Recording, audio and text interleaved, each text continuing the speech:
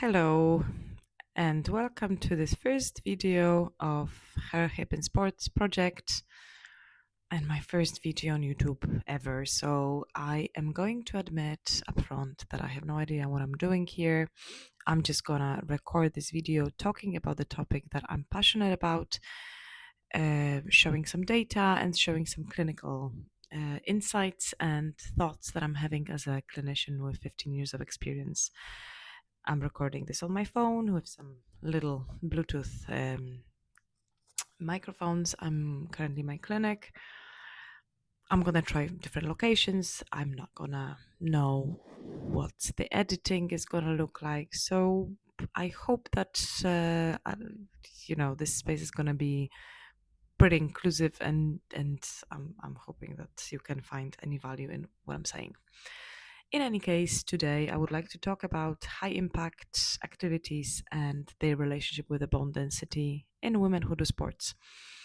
And this topic is recently has had more and more interest because I think societally we're gaining more and more knowledge and understanding about what happens when we get older, and I think lots of people are trying to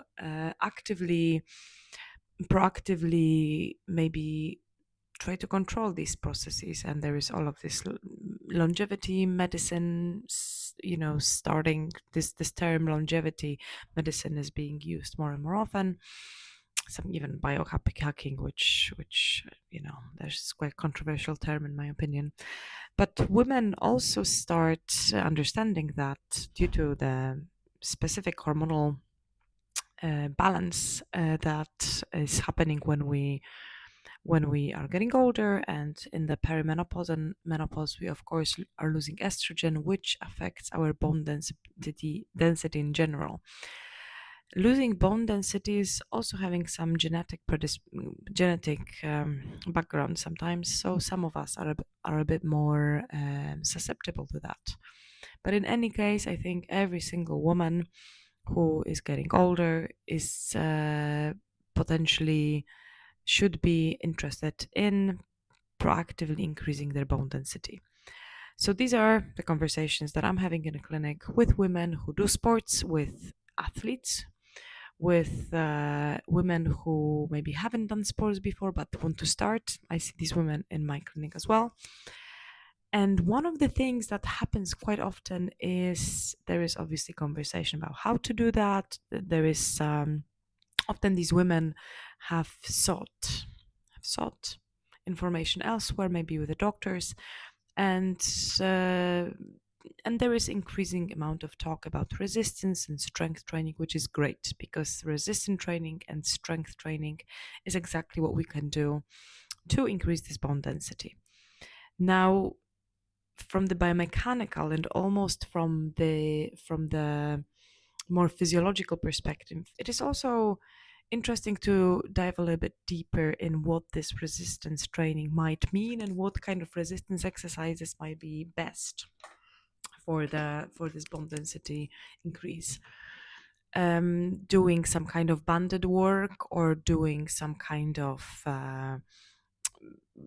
machine workout at the gym is also resistance training. But on the other hand, when we're looking at data, of course, it helps a little bit of our bone density, but maybe not to that extent that we want to or would like to, or maybe some other exercises too. So, firstly, maybe we can talk what happens. Why do the bones grow and why do the bones stop growing, and why the bone density is decreasing where we get older?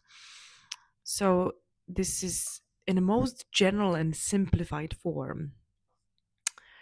There are many obviously types of cells in the bones, but there are two types of cells that are exclusively tasked to either build or eat our bone tissue. And the ones that are building are called osteoblasts, and the ones that are eating the bone are called osteoclasts. And bone reacts to all the stimuli that comes from outside to direct these two types of cells where to eat some of the bone and where to build some of the bone.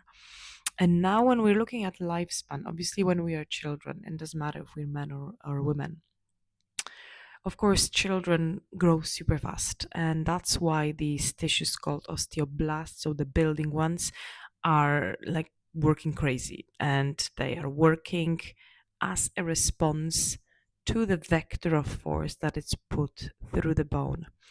So that's why for children it's so important to expose them to many different types of movements. There is some data that is showing that early specialization, so choosing the sport early, might not be the best suggestion or strategy for children, because then it doesn't allow the whole system, including the bones, to develop in a way that it's overall healthy for them. Now, obviously, it's quite a controversial view, because early specialization also helps being, an amazing athlete. So this is why life is so complicated, because all of these choices have to be made taking so many different factors into account. But anyway, so when we are children, our osteoblasts, the building ones, are working super, super actively. Osteoclasts are not working that well, because, majority of the processes are focused on the building rather than eating, and building in the direction that the forces come in. Then we sort of stabilize in our middle ages, let's say, and this is where all of these processes stabilize as well. So this is where the process of rebuilding gains a little bit less momentum, but it's still happening. So it is very important to remember that the bones are rebuilding all the time. It's just the pace of this rebuilding is changing. So as kids, like I said before, the building processes are very active, the eating not so active. When we're maybe reaching our later 20s, these processes are getting more balanced. But still, if we start doing some sports or start doing clothing or start applying different stimuli to our bones and our body is going to recognize that. In this case, the bones are going to recognize that. And because this is a hip and sport project, let's focus on the hip in particular. If we start doing weights at age of 32 or something, our body is going to recognize that, and our body is going to act accordingly, also in the bone tissue.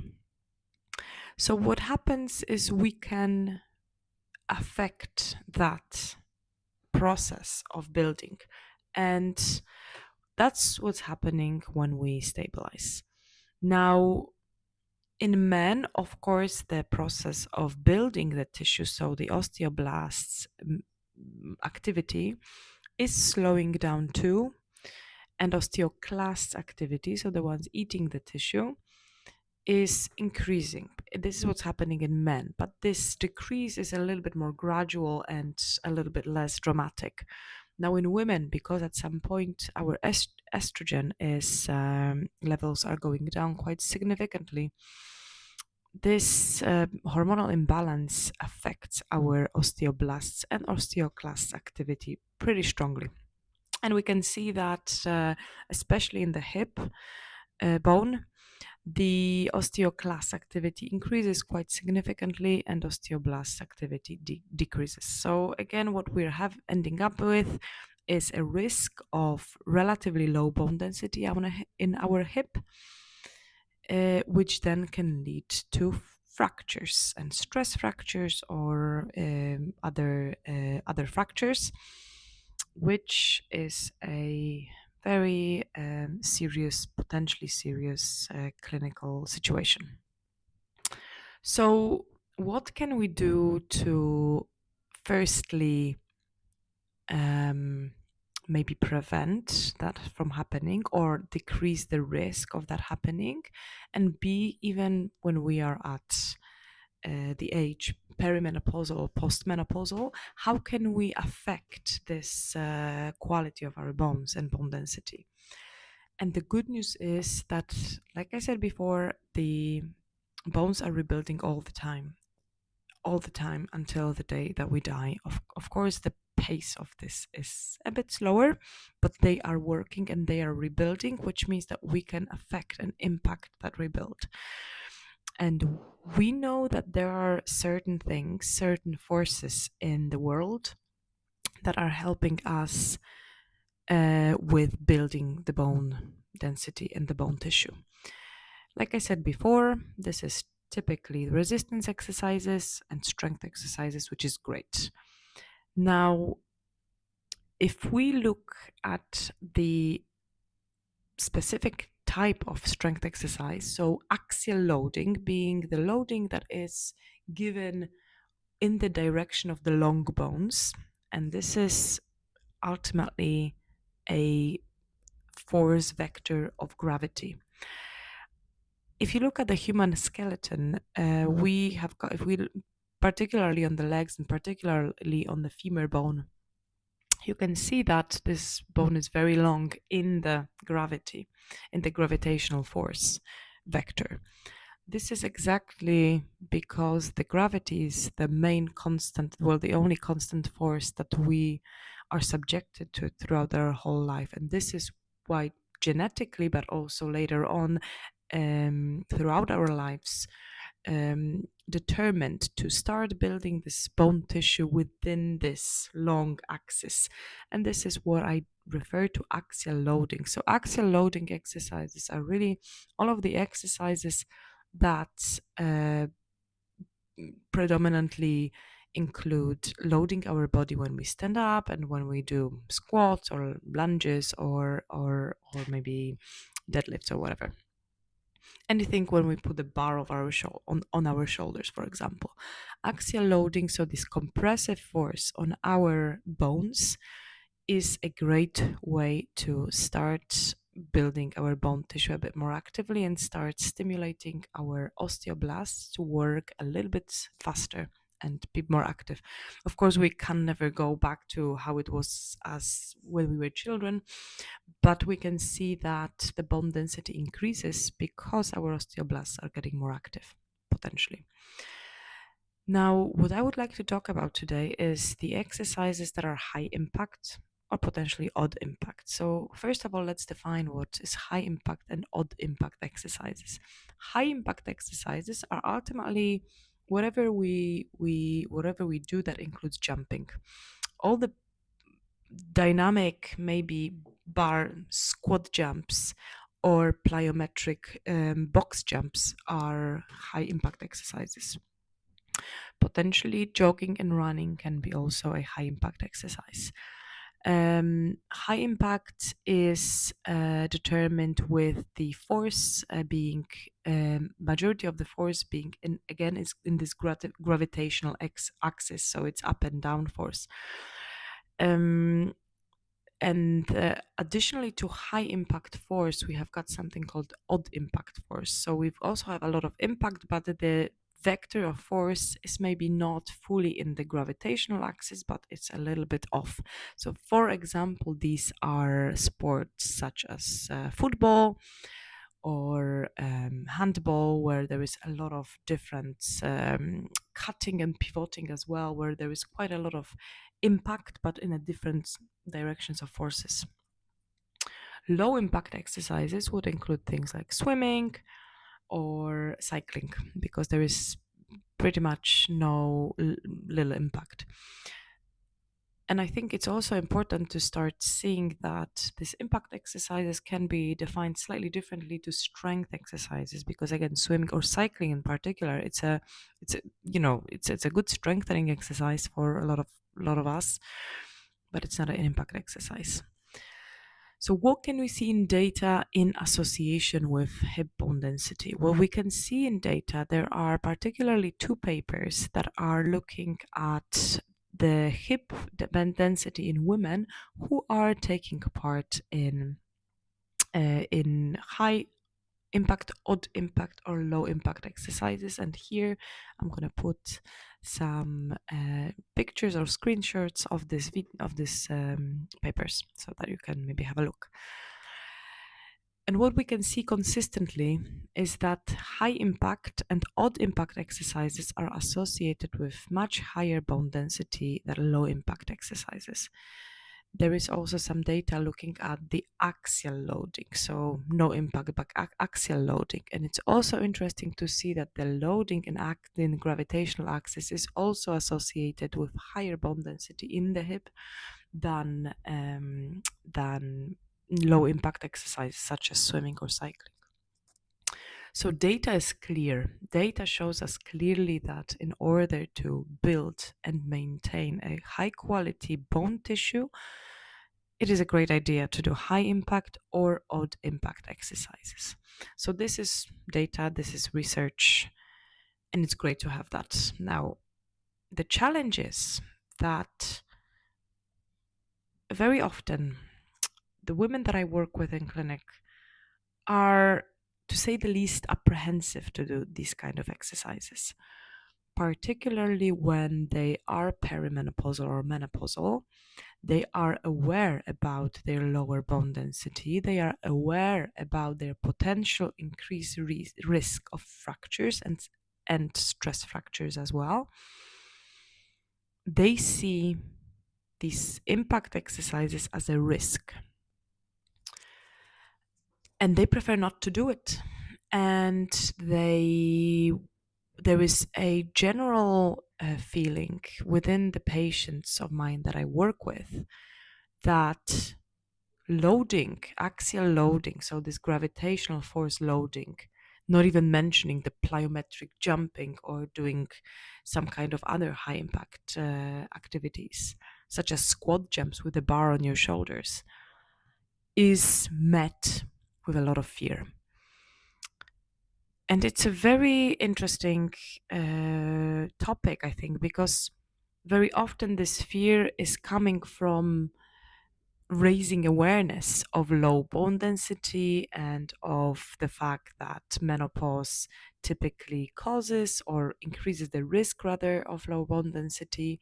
And this, of course, the intentions are great in these campaigns. The intentions are to inform, to spread knowledge, spread awareness, and potentially decrease the risk of stress fractures. Now, what happens, they are, in fact, these messages are making women scared. And there is a lot of conversations that I'm having in clinic about exactly that. And there is a conversation about the fact that, yes, it is a risk to do a plyometric jumping, correct. It is risky, but what is also risky is not doing it. And there is something about thinking and considering the fact that when we think about our lives and we think about what we want to do in lives, and if we want to be active and active with our physical activities and with our friends and family members, we are going to participate in many different activities in the world. They are also going to be risky. More and more women are actively choosing to be fully participating in life, regardless of their age, which makes me feel very happy. And I am also on that train personally. Many women choose to continue or start new sports as they grow older, and they want to be healthy and they want to be strong, and they want to make sure that they can trust their bodies as much as they can, regardless of the age they are. So what I'm thinking, the conversation that I'm often having with my patient is that gym or physio session with me is a great opportunity and a great environment to start doing these potentially risky movements, but also very, very helpful and very productive for potent movements for a hip bone density in the gym environment. Gym offers a great space to load as little as we have to, as little as we need to feel comfortable, but start doing this little plyometrics, little high impact exercises. When we're talking about plyometrics, we don't have to do like massive jumps. We can start with tiny jumps. We can even start with hops in with little hops on the same surface. It doesn't have to be a massive plyo jump. It doesn't have to be major um, 40 kilograms on the back squat jump. It doesn't have to be that. The gym gives us the ability to be gradually progressive with these exercises, preparing and exposing our bodies to whatever's waiting for us outdoors, and is preparing us to whatever we want to do to live our full lives. So, what I think needs to happen when we work with women in sport, or if you are a woman that is doing sports or you would like to do sports, is giving a little bit of a special place to high impact or odd impact exercises, to remember that the variety of exposure to different loads is super important for overall health, and impact exercises have a very important place in that variety, especially for women. So, if we want to think about the hip joint, hip health for women in sports, and we're looking at the lifespan, so throughout the life, with everything that happens in typically in women's lives, so with menopause, with how this menopause affects and impacts the other things in our bodies and our other systems in our bodies. I think that the conversation of high impact exercises needs to be had and needs to be thought about in physio clinic and in personal training, in strength and conditioning sessions. And while I do fully understand that it might be pretty overwhelming at the beginning to do high impact exercises, to do plyos, to do jumping, especially that when we're scared and we're a little having in our heads these images of stress fractures, or even if we have some family history of stress fractures or hip fractures, it can be pretty scary. But that's why we need to start gradual. That's why we need to start low. We need to start with some hops. We need to start whenever we can, but starting is a great thing to do. Doing it under supervision is a way forward to give us more confidence in these more difficult types of exercises. Um, so I think the hip health and this whole project, Hair Hip in Sport, cannot go on without considering the importance and the function of high impact or odd impact exercises in women's lives and women's physical activity, regardless of the age. Um, I'm going to be talking probably more about this, I guess. But for now, thank you for tuning into my first ever video on YouTube, which is done in clinic today with my little microphone. And follow my account, and I think I'm going to be putting some more content there if you would like to have a healthy hip as a woman, or if you would like to know more about women's hips in sport so that we can support women athletes better. Thanks, and see you soon.